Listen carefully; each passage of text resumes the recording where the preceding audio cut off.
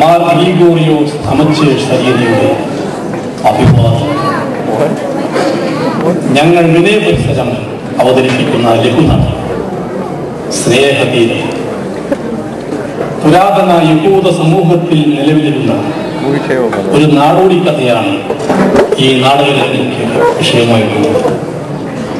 സ്നേഹത്തിന് കരുതൽ എന്ന പുതിയ മാനം നൽകുന്ന ഈ നാടോടി കഥ സംഭവിച്ച ഇടമാണ് ദാവീദിന്റെ പുത്രനായ സോളമൻ ജെറുസലേം ദേവാലയ നിർമ്മിതിക്കായി തെരഞ്ഞെടുത്തത് എന്ന് വിശ്വസിക്കപ്പെടുന്നു. നിങ്ങളുടെ അനുഗ്രഹ ആശിസ്സുകൾ അപേക്ഷിച്ചുകൊണ്ട് ഞങ്ങൾ അവതരിപ്പിക്കുന്നു സ്നേഹതീരം.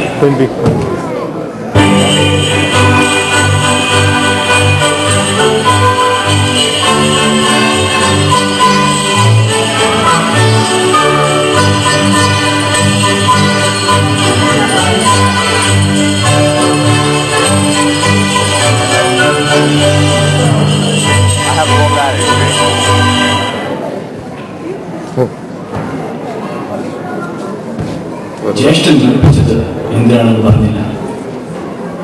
നമ്മുടെ പിതാക്കന്മാരുടെ ഗോതമ്പ് വയലുകൾ വിളഞ്ഞിരിക്കുന്നു. ഇനിയും കൊയ്ത്ത് താമസിപ്പിക്കുന്നത് ബുദ്ധിപൂർവമല്ല. കൊയ്ത്തിനു വേണ്ടി നിന്റെ അനുവാദം വാങ്ങിക്കുന്നതിനാണ് ഞാൻ നിന്നെ വിളിപ്പിച്ചത്. അനുവാദം? ഈ നിലങ്ങളിൽ കൊയ്ത്ത് ആരംഭിക്കുന്നതിന് ജ്യേഷ്ഠന് എന്റെ അനുവാദം ആവശ്യമില്ല. ഉണ്ട്. പിതാവിന്റെ മരണശേഷം ഈ വയലുകൾക്ക് നാം തുല്യ അവകാശികളാണ്. ആ നിലയ്ക്ക് നിന്റെ അനുവാദം എനിക്ക് ആവശ്യമില്ല. എന്റെ ജ്യേഷ്ഠന്റെ ഏത് തീരുമാനവും എനിക്ക് 100 വട്ടം സമ്മതമാണ്. എങ്കിൽ നാളെ തന്നെ കൊയ്ത്ത് ആരംഭിക്കുകയായി. ജ്യേഷ്ഠന്റെ ഇഷ്ടം.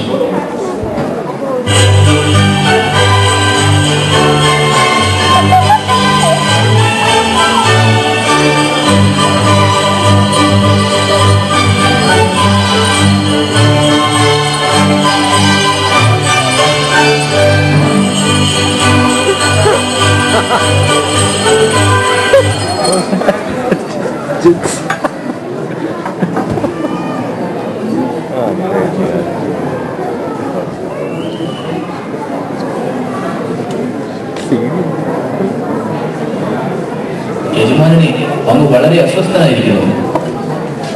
ശരിയാണ്. കൊയ്ത്ത് കഴിഞ്ഞതിന് ശേഷമുള്ള ഈ മാറ്റം ഞാൻ കാണുകയാണ്. കൊയ്ത്താണ് പ്രശ്നമുണ്ടാക്കിയത്. നീ കാണുന്നില്ലേ നമ്മുടെ കളപ്പരകളിൽ നിറഞ്ഞിരിക്കുന്ന കറ്റകൾ? എന്റെ ജ്യേഷ്ഠൻ നേർപ്പാതി എനിക്ക് വീതിച്ചു തന്നിരിക്കുന്നു. അത് അങ്ങക്ക് അവകാശപ്പെട്ടത് തന്നെയല്ലേ? അത് ശരിയാണ്. പക്ഷേ എന്റെ ജ്യേഷ്ഠൻ പ്രാരബ്ധക്കാരനാണ്. അദ്ദേഹത്തിന് ഭാര്യയും കുട്ടികളുമുണ്ട്. കറ്റകളുടെ നേർമത കൊണ്ട് മാത്രം ആ കുടുംബം പൊരുതുകയില്ല. പക്ഷേ ഒന്നും പറയണ്ട, ഞാൻ ചില തീരുമാനങ്ങൾ എടുത്തു കഴിഞ്ഞു. എന്താണത്?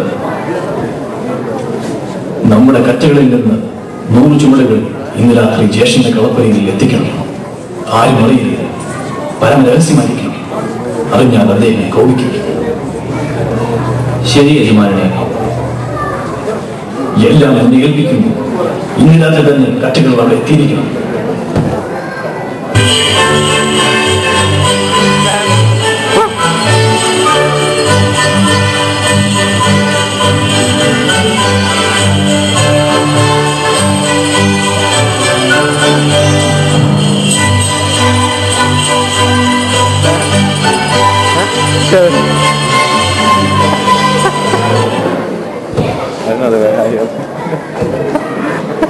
കുറെ ദിവസമായി ഞാൻ ശ്രദ്ധിക്കുന്നു. കൊയ്ത്ത് കഴിഞ്ഞതിന് ശേഷം അങ്ങ് വളരെ അസ്വസ്ഥനാണ്. ശരിയാണ്. കൊയ്ത്താണ് പ്രശ്നമുണ്ടാക്കിയത്.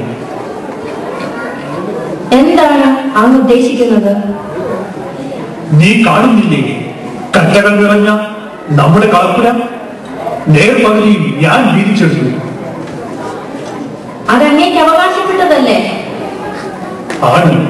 പക്ഷേ പകുതി മാത്രം കൊണ്ട് എന്റെ അനുജന്റെ ചിലവുകൾ നടക്കുമെന്ന് എനിക്ക് തോന്നുന്നില്ല.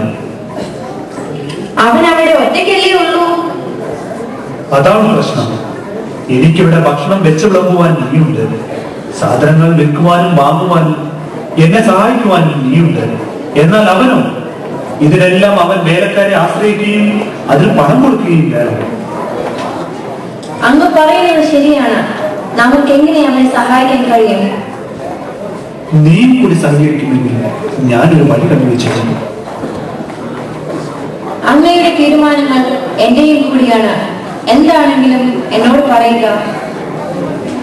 നമ്മുടെ കച്ചകളിൽ നിന്ന് 100 ചുമടുകൾ ഇന്ന് രാത്രി തന്നെ അവന്റെ കളപ്പുരയിൽ എത്തിക്കണം. അതീവ രഹസ്യമായിരിക്കണം. അതിന്റെ ചുമതല ഞാൻ നിന്നെ ഏൽപ്പിക്കുന്നു. അങ്ങയുടെ തീരുമാനം എത്ര ഉന്നതമായിരിക്കുന്നു. ഇപ്പോൾ തന്നെ ഞാൻ വേലക്കാരെ വിളിച്ച് അതിനുള്ള ഏർപ്പാടുകൾ ചെയ്തു കൊള്ളാം. നീ എത്ര നല്ലത്. യെരൂശലേമിലെ ദരിദ്ര ചേരികളിൽ നിന്ന് നിന്നെ ഞാൻ വിവാഹം ചെയ്തത് നിന്നിലെ ഈ ഗുണങ്ങൾ തിരിച്ചറിഞ്ഞതുകൊണ്ടായിരുന്നു. ഞാൻ ഭാഗ്യവതിയാണ്.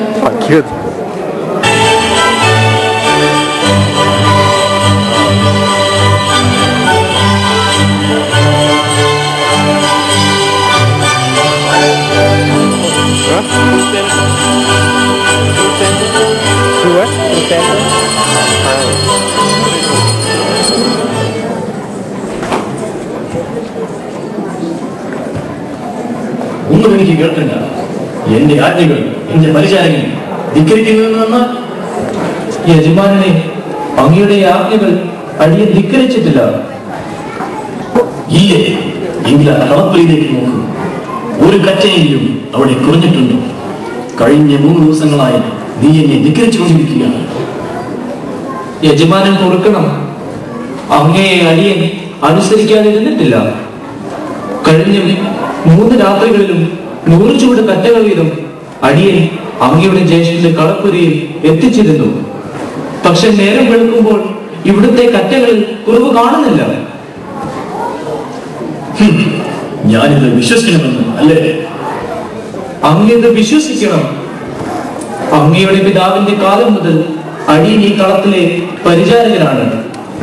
നമ്മുടെ പിതാക്കന്മാരുടെ ദൈവമായ യഹോവയുടെ നാമത്തിൽ ഞാൻ പറയുന്നു, ഇത് സത്യമാണ്. മതി, ഞാൻ നിന്നെ വിശ്വസിക്കുന്നു.